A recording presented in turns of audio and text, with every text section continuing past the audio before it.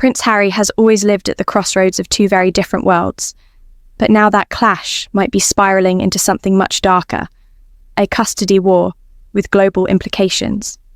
Imagine this. Harry returning quietly to the United Kingdom, not for a quick royal duty or family funeral, but for something far more personal. The shocking whispers are that he didn't come alone. Both of his children may have travelled with him. And this wasn't some last-minute decision or chance encounter. Reports suggest that this return was months in the making, carefully negotiated behind closed doors, far from the bright California sun and Hollywood cameras. While Meghan Markle's name was still making headlines over failed Netflix projects, Harry was already laying the groundwork for a move that could change the future of his family forever. What makes this story so captivating is the role reversal no one expected. Meghan Markle, the woman who engineered one of the boldest royal exits in modern history, now finds herself on the sidelines. The rules she once bent to her advantage appear to have turned against her. For the first time, Harry is the one moving with quiet calculation, backed by the very institution he and Meghan once rejected.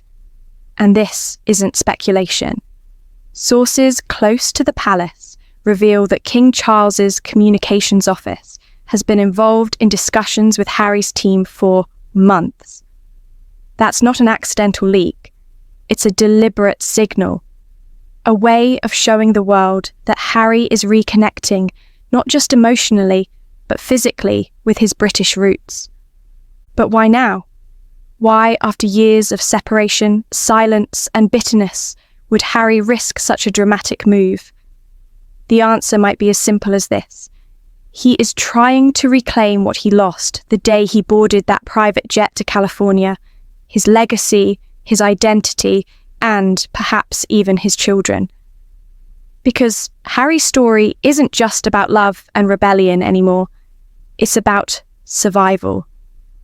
The boy who once walked behind his mother's coffin, adored around the globe as the cheeky, mischievous prince, has become a man watching his reputation crumble in real time.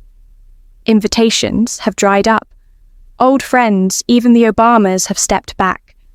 And what remains? A brand in decline, projects falling apart, a marriage under constant scrutiny, and accusations that Meghan may have crossed the line by exposing their children's private lives.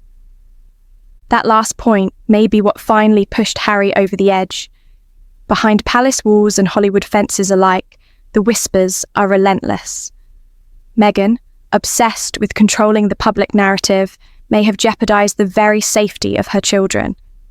Stories of school locations being leaked to the paparazzi, staged photographs appearing at odd times, inconsistencies in how the children are presented to the world, all of it has fueled speculation. To some, the children appear more like carefully curated props than loved members of the family. Their appearances shift in ways that raise eyebrows, while Meghan herself is always flawlessly styled. For critics, the contrast speaks volumes. And for Harry, who grew up under the harshest spotlight imaginable, the thought of his children enduring the same chaos might feel unbearable. The frustration bubbling beneath the surface has been mounting for months. Behind closed doors, Harry is said to be deeply unhappy. He's tired of chasing privacy while watching his wife chase headlines.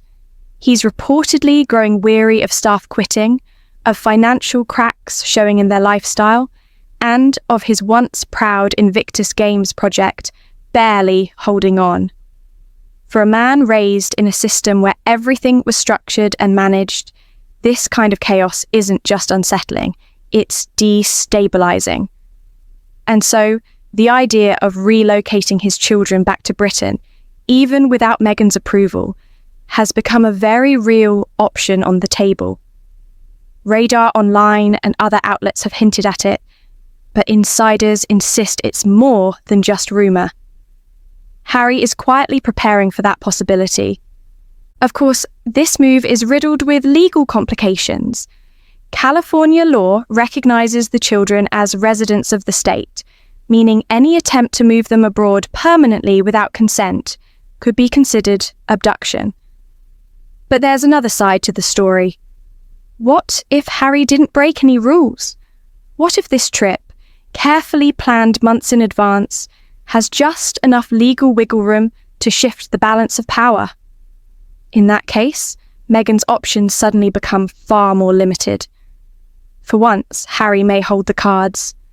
And the strangest part, Meghan's team, usually quick to flood the press with denials and damage control, has remained silent. No glossy Instagram photos, no leaks to friendly journalists, no anonymous sources spinning the narrative. Just silence. And that silence is deafening. Could it be that Meghan underestimated Harry? For years, the perception has been that she was the strategist, the mastermind, the one leading while Harry followed. But the tide may be turning. Now, the prince who was once seen as passive is beginning to look like a man who has had enough. Enough of being dragged into controversies. Enough of being painted as weak. Enough of watching his children become pawns in a never-ending public relations game. And the PR game has indeed become more desperate.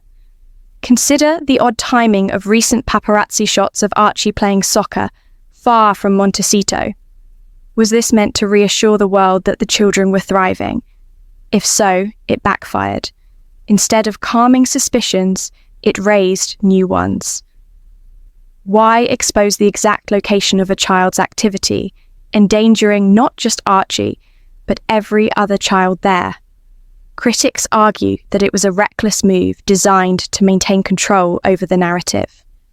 Because if Meghan is seen as losing the children, even temporarily, the carefully crafted illusion of the protective, misunderstood mother begins to unravel. Meanwhile, Harry has quietly been seeking the help of the palace once again. The same advisors and press handlers who once polished his image into that of the golden boy of the royal family are reportedly being consulted. He doesn't want to be seen as a helpless husband or a runaway father. He wants to be seen as a man stepping up, a father reclaiming control. And the palace, which rarely moves without calculated purpose, seems to be allowing this story to unfold for a reason. Some believe King Charles is eager to re-establish ties before it's too late. Others suggest it's simply about the children.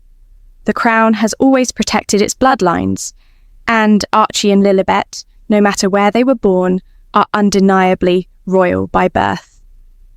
This brings us to an unspoken but critical point.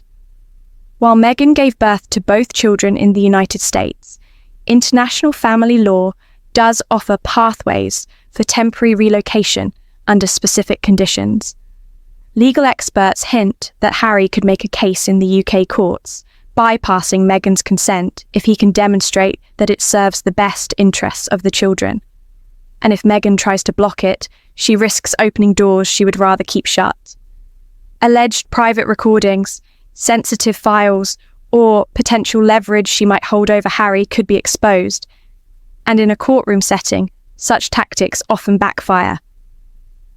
At its heart, this is a story about a man who seems done with being controlled, embarrassed, and sidelined. Harry once commanded global attention, rubbing shoulders with world leaders, carrying the weight of his mother's legacy, and enjoying public affection. Now, he's reduced to podcast deals, half-baked media ventures, and constant tabloid drama. For someone raised to believe he had a role on the world stage, that fall from grace must feel like a slow suffocation.